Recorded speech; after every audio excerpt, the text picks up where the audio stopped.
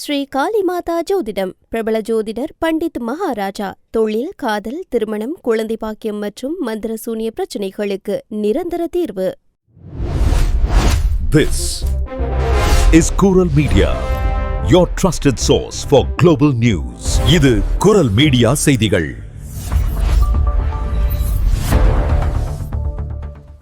இது குரல் மீடியாவின் இன்றைய பிரதான செய்திகள். செய்திகளை வாசிக்கும் நான் கோகுலநாதன் தமிழினி. முதலில் தலைப்புச் செய்திகள். பிரான்சில் நடைபெறும் வெளியுறவு அமைச்சர்கள் மாநாட்டில் பங்கேற்க இந்திய அமைச்சர் ஜெய் சங்கருக்கு சிறப்பு அழைப்பு. ஈரான் அணு ஆயுத பிரச்சினை மற்றும் கடல் வழி பாதுகாப்பு குறித்து மாநாட்டில் முக்கிய ஆலோசனை. பிரான்சின் ராணுவ திறனை வலுப்படுத்த பிரான்ஸ் முனிஷன்ஸ் எனும் தளம். புதிய ஆயுத கொள்கை மற்றும் அச்சுறுத்தல்களை எதிர்கொள்ள புதிய தேசிய பாதுகாப்பு எச்சரிக்கை நிலை அறிமுகம். மார்ச்சே காவல் நிலையத்தில் மாபெரும் மோசடி. காவல் நிலையத்தில் ரகசியங்களை குற்றக்குழுக்களுக்கு விற்ற இளம் பெண் காவலர்.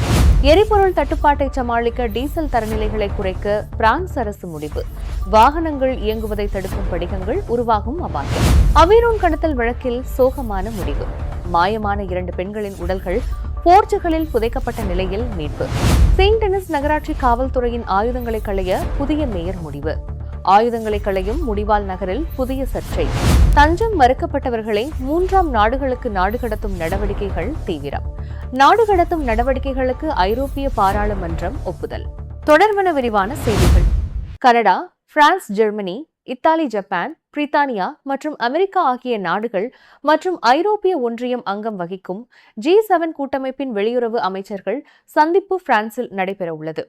இந்த அமைப்பில் இந்தியா அதிகாரப்பூர்வ உறுப்பு நாடாக இல்லாவிட்டாலும் ஒரு முக்கிய கூட்டாளி என்ற முறையில் இந்திய வெளியுறவுத்துறை அமைச்சர் ஜெய்சங்கருக்கு பிரான்ஸ் அரசு சிறப்பு அழைப்பு விடுத்துள்ளது.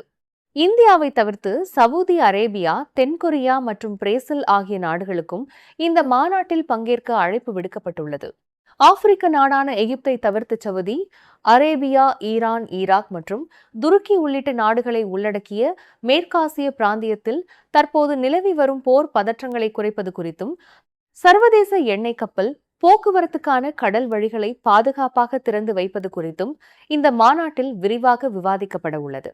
மேலும் ஈரானின் அணு ஆயுத மற்றும் ஏவுகணை திட்டங்களை சர்வதேச சமூகம் எவ்வாறு கையாள்வது என்பது குறித்தும் G7 நாடுகளின் வெளியுறவு அமைச்சர்கள் தீவிர ஆலோசனை நடத்த உள்ளதாக தகவல்கள் தெரிவிக்கின்றன. பாதுகாப்பு துறையை மேலும் வலுப்படுத்தும் நோக்கில் பிரான்ஸ் முனிஷன்ஸ் என்ற புதிய ஆயுத தளத்தை உருவாக்க உள்ளதாக பிரெஞ்சு அரசாங்கம் அதிரடியாக அறிவித்துள்ளது. இந்த தளம் பிரெஞ்சு ராணுவம், கூட்டணி நாடுகள் மற்றும் ஏற்றுமதி வாடிக்கையாளர்களுக்கான முக்கிய ஆயுத விநியோக மையமாக செயல்படும் என தெரிவிக்கப்பட்டுள்ளது. தேசிய சபையில் உரையாற்றிய பாதுகாப்புத்துறை அமைச்சர் செபாஸ்டியன் லெகோர்னு, நாம் சர்வதேச அளவில் சுயாதீனமாக செயல்பட வேண்டுமெனில் நம்மை நாமே பாதுகாத்துக் கொள்ள வேண்டும் என திட்டவட்டமாக குறிப்பிட்டார். தற்போதைய உலகளாவிய போர் சூழல்களில் ஆளில்லா விமானங்களின் பயன்பாடு பெருமளவு அதிகரித்துள்ளதால் அதற்கேற்ப பிரான்சின் ஆயுத கொள்கையை மறுபரிசீலனை செய்ய வேண்டிய கட்டாயம் ஏற்பட்டுள்ளதாகவும் அவர் விளக்கமளித்தார். இதற்காக ஏற்கனவே 2023ஆம் ஆண்டு ஒப்புதல் அளிக்கப்பட்ட 16 பில்லியன் யூரோக்களுடன் கூடுதலாக 8.5 பில்லியன் யூரோக்களை முதலீடு செய்ய அரசு திட்டமிட்டுள்ளது. மேலும் சிவில் மற்றும் இராணுவ துறைகளுக்கான இரட்டை பயன்பாட்டு தொழில்துறையை ஊக்குவிக்க 300 மில்லியன் யூரோக்கள் நிதியுதவி வழங்கப்படும் எனவும் அறிவிக்கப்பட்டுள்ளது. அதேவேளையில் இராணுவ திட்டமிடல் சட்டத்தின் திருத்தங்களை விரைவுபடுத்தி புதிய தேசிய பாதுகாப்பு எச்சரிக்கை நிலை ஒன்றும் அறிமுகப்படுத்தப்பட உள்ளது. இது நாட்டின் மீதான அச்சுறுத்தல் காலங்களில் மிக விரைவான முடிவுகளை எடுக்கவும் பாதுகாப்பு நடவடிக்கைகளை உடனடியாக வலுப்படுத்தவும் பேருதவியாக இருக்கும் என அரசாங்கம் தரப்பில் தெரிவிக்கப்பட்டுள்ளது. பிரான்சின் மார்ச்சே காவல் நிலையத்தில் பொதுமக்களை வரவேற்கும் பிரிவில் பணியாற்றி வந்த 20 வயது மதிக்கத்தக்க இளம் பெண் காவலர் ஒருவர் காவல்துறையின் அதிமுக்கிய ரகசிய கோப்புகளை ஒழுங்கமைக்கப்பட்ட குற்றக்குழுக்களுக்கு விற்ற ஊழல் குற்றச்சாட்டின் பேரில் கைது செய்யப்பட்டுள்ளார். கடந்த ஆண்டு மே மாதம் முதல் செப்டம்பர் மாதம் வரையிலான வெறும் 4 மாதங்களில் சுமார் 5000க்கும் மேற்பட்ட ரகசிய கோப்புகளை இவர் சட்டவிரோதமாக பார்வையிட்டுள்ளார். தேடப்படும் குற்றவாளிகள், குற்றப்பதிவுகள் மற்றும் திருடப்பட்ட கார்கள் குறித்த இந்த ரகசிய தகவல்களை தலா 15 யூரோக்கள் என்ற மிக குறைந்த விலைக்கு டெலிகிராம் செயலி வழியாக ஒரு இடைத்தரகரிடம் இவர் விற்றுள்ளார். இந்த தகவல்களை அந்த இடைத்தரகர் பிரான்ஸ் முழுவதும் உள்ள அனுபவம் வாய்ந்த குற்றவாளிகளுக்கு அதிக விலைக்கு விற்று வந்துள்ளார். இதன் மூலம் அந்த பெண் காவலர் தனது பேபால் கணக்கில் குறைந்தபட்சம் 10,000 யூரோக்களை சம்பாதித்துள்ளது விசாரணையில் அம்பலமாகியுள்ளது. இந்த கசிவுகளால் சர்வதேச போதைப் பொருள் கடத்தல், கொலை முயற்சி மற்றும் ஆயுதங்கள் கடத்தல் தொடர்பான குறைந்தது 10 காவல்துறை நடவடிக்கைகள் கடுமையாக பாதிக்கப்பட்டுள்ளன. குறிப்பாக தங்களை கண்காணித்த ரகசிய காவல் வாகனத்தை போதைப்பொருள் கடத்தல்காரர்கள் எளிதாக அடையாளம் கண்டுகொண்டதும், கடத்தல் வழக்கில் கைது செய்யப்படுவதற்கு சற்று முன்பு குற்றவாளிகள் தப்பியோடியதும் காவல்துறைக்கு பெரும் சிக்கல்களை ஏற்படுத்தியுள்ளது. இந்த விவகாரம் தொடர்பாக கடந்த செப்டம்பரில் கைது செய்யப்பட்ட அந்த பெண் காவலர் 3 மாத காவலுக்கு பிறகு தற்போது நீதித்துறை கண்காணிப்பின் கீழ் விடுவிக்கப்பட்டு மார்சேவில் பணிபுரிய தடை விதிக்கப்பட்டுள்ளார். இதற்கிடையே தகவல்களை பரிமாறிய அந்த டெலிகிராம் சேனலை இணைய குற்றத்தடுப்பு அலுவலகம் கண்காணித்து வந்த நிலையில் குற்றவாளிகளுக்கு உதவிய அந்த முக்கிய இடைத்தரகர் 2 வாரங்களுக்கு முன்பு அதிரடியாக கைது செய்யப்பட்டு தடுப்பு காவலில் அடைக்கப்பட்டுள்ளார்.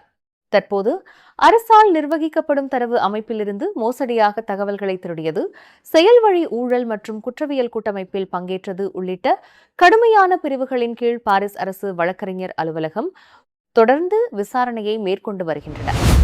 ஈரானில் நடைபெற்று வரும் போர் மற்றும் ஹார்மஸ் நீரிணை முற்றுகையால் உலகளாவிய எரிபொருள் விநியோகத்தில் ஏற்பட்டுள்ள கடும் நெருக்கடியை சமாளிக்க வழக்கமான தரநிலைகளை பூர்த்தி செய்யாத டீசலை விற்பனை செய்ய பிரெஞ்சு அரசாங்கம் தற்காலிகமாக அனுமதி அளித்துள்ளது. பொதுவாக பிரான்சில் குளிர்காலத்தில் விற்கப்படும் டீசல் எரிபொருளானது -15 டிகிரி செல்சியஸ் குளிர் நிலையிலும் இயந்திரங்களை சீராக இயக்கும் குளிர் வடிகட்டி அடைப்பு புள்ளி தரத்தை கொண்டிருக்க வேண்டும். ஆனால் தற்போதைய தட்டுப்பாட்டை தவிர்க்கும் அவசரகால நடவடிக்கையாக இந்த எல்லையை 0 டிகிரி செல்சியஸ் வரை குறைத்து அரசு விலக்கு அளித்துள்ளது. இந்த வெப்பநிலைக்கு கீழே சென்றால் டீசலில் இயற்கையாகவே உருவாகும் பரஃபின் படிகங்கள் இயந்திரத்தின் வடிகட்டிகளை அடைத்து வாகனங்கள் இயங்குவதை தடுத்துவிடும் அபாயம் உள்ளது. உலக எண்ணெய் போக்குவரத்தில் 20% கையாளும் ஹார்மோஸ் நீரிணை முற்றிலுமாக மூடப்பட்டுள்ளதால் பிரான்சில் மிக அதிக அளவில் பயன்படுத்தப்படும் டீசலின் விலை கிட்டத்தட்ட 30% உயர்ந்துள்ளது. அதே சமயம் SP95 E10 பெட்ரோல் விலை 16% உயர்ந்துள்ள நிலையில் E85 சூப்பர் எத்தனால் விலை மட்டும் பெருமளவு நிலையாக உள்ளது. எரிபொருள் விலைவாசி உயர்வால் வாகன ஓட்டிகள் கடும் பொருளாதார அழுத்தத்திற்கு ஆளாகியுள்ள போதிலும் எரிபொருள் மீதான வரியை குறைப்பதோ அல்லது குறைந்த வருமானம் பெரும் குடும்பங்களுக்கு நிதியுதவி வழங்குவதோ தற்போதைக்கு சாத்தியமில்லை என பிரெஞ்சு அரசு திட்டவட்டமாக தெரிவித்துவிட்டது. பிரான்சின் அவேரோன் மாகாணத்தில் கடந்த வாரம் காணாமல் போன 2 பெண்களை தேடும் பணியில் ஒரு மிக சோகமான முடிவு ஏற்பட்டுள்ளது. இந்த வழக்கில் முக்கிய சந்தேக நபரான செட்ரிக் என்ற 42 வயது முன்னாள் காவல்துறை அதிகாரி கடந்த செவ்வாய்க்கிழமை போர்ச்சுகல் நாட்டின் மேடா நகரில் வைத்து அதிரடியாக கைது செய்யப்பட்டுள்ளார். கைதாகும் போது அவர் ஆயுதம் வைத்திருந்ததாக கூறப்படும் நிலையில் அவருடன் காணாமல் போன அவரது 12 வயது மகனும் தற்போதைய துணைவி மூலம் பிறந்த 1.5 வயது பெண் குழந்தையும் எவ்வித காயங்களுமின்றி பத்திரமாக மீட்கப்பட்டுள்ளனர். இருப்பினும் காணாமல் போன சந்தேக நபரின் 40 வயது முன்னாள் மனைவி மற்றும் அவரது தற்போதைய துணைவி ஆகிய 2 பெண்களின் உயிரற்ற உடல்கள் போர்ச்சுகலில் உள்ள ஒரு தனிமையான இடத்தில் புதைக்கப்பட்ட நிலையில் நேற்று கண்டெடுக்கப்பட்டதாக போர்ச்சுகல் காவல்துறை அதிகாரப்பூர்வமாக அறிவித்துள்ளது. வெயிலவர்லஸ் கிராமத்தைச் சேர்ந்த முன்னாள் மனைவியும் மகனும் கடந்த வெள்ளிக்கிழமை முதல் காணாமல் போனதைத் தொடர்ந்து ரோடஸ் அரசு வழக்கறிஞர் கடத்தல் வழக்கை பதிவு செய்து விசாரணையை தொடங்கினார். சந்தேக நபரும் அவரது தற்போதைய குடும்பமும் தலைமறைவானதால் பிரெஞ்சு மற்றும் ஸ்பெயின் காவல்துறையினர் இணைந்து ஐபீரிய தீபகற்பம் முழுவதும் மாபெரும் தேடுதல் வேட்டையை முன்னெடுத்தனர். இந்த வழக்கில் கைது செய்யப்பட்டுள்ள முன்னாள் காவல்துறை அதிகாரியும் முன்னாள் ரக்பி வீரருமான செட்ரிக் தனது முன்னாள் மனைவியை துன்புறுத்தியதற்காகவும் தனது மகனை சட்டவிரோதமாக ஸ்பெயினுக்கு கடத்தியதற்காகவும் ஏற்கனவே நீதிமன்றத்தால் தண்டிக்கப்பட்டு குழந்தையை பார்க்கும் உரிமையை முழுமையாக இழந்தவர் என்பது குறிப்பிடத்தக்கது. மேலும் ஆங்கிரி டாட் என்ற ஃபேஸ்புக் குழுவின் மூலம் அவர் பிரெஞ்சு நீதித்துறையை கடுமையாக விமர்சித்து வந்ததும் விசாரணையில் தெரியவந்துள்ளது. தற்போது இந்த வழக்கின் தீவிரத்தை கருத்தில் கொண்டு மான்பெல்லியர் அரசு வழக்கறிஞர் அலுவலகம் 2 விசாரணை நீதிபதிகளை நியமித்து இந்த படுகொலைகளுக்கான துல்லியமான காரணங்கள் மற்றும் குற்றவாளி தப்பிச் சென்ற விதம் குறித்து தீவிர விசாரணையை முடுக்கிவிட்டுள்ளது. பிரான்சின் பாரிஸ் நகருக்கு அருகே உள்ள செயின்ட் டெனிஸ் நகராட்சியில் புதிதாக தேர்ந்தெடுக்கப்பட்ட மேயர் பாலி பகாயோகோ தமது நகராட்சி காவல்துறையினரின் ஆயுத பயன்பாட்டைகளையும் முடிவை அறிவித்துள்ளதை தொடர்ந்து அங்கு பெரும் சர்ச்சை ஏற்பட்டுள்ளது. கடந்த 2020ஆம் ஆண்டு முதல் இந்த நகராட்சியில் பணிபுரியும் 140 காவல்துறை அதிகாரிகளும் 9 மில்லிமீட்டர் கைத்துப்பாக்கிகள் மற்றும் ரப்பர் குண்டுகளை வீசும் எல்பிடி ரக ஆயுதங்களை பயன்படுத்தி வரும் நிலையில் இந்த ஆயுத கொள்கையை முற்றிலுமாக மாற்றி அமைக்க புதிய மேயர் திட்டமிட்டுள்ளார். முதற்கட்டமாக எல்பிடி ரக ஆயுதங்களை புதுப்பிக்கப் போவதில்லை என அவர் அதிரடியாக அறிவித்துள்ளதற்கு பொதுமக்களிடையே கலவையான விமர்சனங்கள் எழுந்துள்ளன. காவல்துறையினர் ஆயுதம் ஏந்தியிருப்பதுதான் அவர்களுக்கும் மக்களுக்கும் பாதுகாப்பு என ஒரு தரப்பினரும், தங்களுக்கு ஆயுதம் ஏந்திய கட்டுப்பாடற்ற படையை விட சமூக காவல் முறையே அதிகம் தேவை என மற்றொரு தரப்பினரும் கருத்து தெரிவித்து வருகின்றனர். அதே சமயம் காவல்துறையினரின் ஆயுதங்கள் பறிக்கப்பட்டால் குற்றங்களை தடுப்பதிலும் தற்பாதுகாப்பிலும் பெரும் சிக்கல் ஏற்படும் என நகராட்சி காவல்துறை பாதுகாப்பு சங்கத்தின் தலைவர் செட்ரிக் மிஷேல் கடும் அதிருப்தி வெளியிட்டுள்ளார். எனினும் காவல்துறையினரை முழுமையாக நிராயுதபாணியாக்கும் எண்ணம் இல்லை என்றும், குடியிருப்பாளர்கள் மற்றும் நிர்வாகத்தினருடன் கலந்து ஆலோசித்து செயல்படக்கூடிய ஒரு சமூக காவல் முறையை உருவாக்குவதே தனது முக்கிய இலக்கு என்றும் மேயர் பாலி பகாயோகோ விளக்கமளித்துள்ளார். தற்போது பிரான்ஸ் முழுவதும் உள்ள நகராட்சி காவல்துறை அதிகாரிகளில் 60%த்திற்கும் அதிகமானோர் துப்பாக்கி ஏந்தியுள்ளனர் என்பது குறிப்பிடத்தக்கது. ஸ்ரீ காளிமாதா ஜோதிடம் பிரபல ஜோதிடர் பண்டித் மகாராஜா. தொழில், கல்வி, வியாபாரம் மற்றும் மந்திர சூனிய பிரச்சினைகளுக்கு நிரந்தர தீர்வு.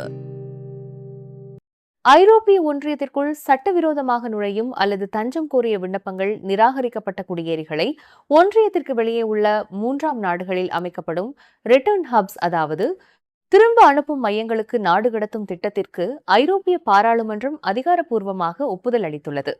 குடியேற்ற கொள்கையை மேலும் கடுமையாகும் நோக்கில் கொண்டுவரப்பட்டுள்ள இந்த அதிரடி சட்டத்தின் மூலம் உறுப்பு நாடுகள் இத்தகைய மையங்களை ஐரோப்பிய ஒன்றிய எல்லைக்கு வெளியே அமைத்துக் கொள்ள முழுமையான அனுமதி வழங்கப்பட்டுள்ளது. ஐரோப்பிய ஒன்றியத்தில் தற்போது வெறும் 20% வெளியேற்ற தீர்மானங்கள் மட்டுமே நடைமுறைப்படுத்தப்படுவதால் இந்த சட்டத்தின் மூலம் தஞ்சம் மறுக்கப்பட்டவர்களை அந்த மையங்களில் தற்காலிகமாக தடுத்து வைத்து நாடு கடத்தும் நடவடிக்கைகள் தீவிரப்படுத்தப்பட உள்ளன. இந்த கடுமையான புதிய நடவடிக்கைகளுக்கு வலதுசாரி மற்றும் தீவிர வலதுசாரி அரசியல் கட்சிகள் தங்களின் முழு ஆதரவை தெரிவித்துள்ள போதிலும், இடதுசாரி கட்சிகள் மற்றும் அரசு சாரா தொண்டு நிறுவனங்கள் மனித உரிமைகளை சுட்டிக்காட்டி இதற்கு கடும் கண்டனங்களையும் தொடர் எதிர்ப்புகளையும் பதிவு செய்து வருகின்றன. நீங்கள் இதுவரை கேட்டது குரல் மீடியாவின் பிரதான செய்திகள். மேலும் இதுபோன்ற செய்திகளை அறிய குரல் மீடியாவை சப்ஸ்கிரைப் செய்யுங்கள்.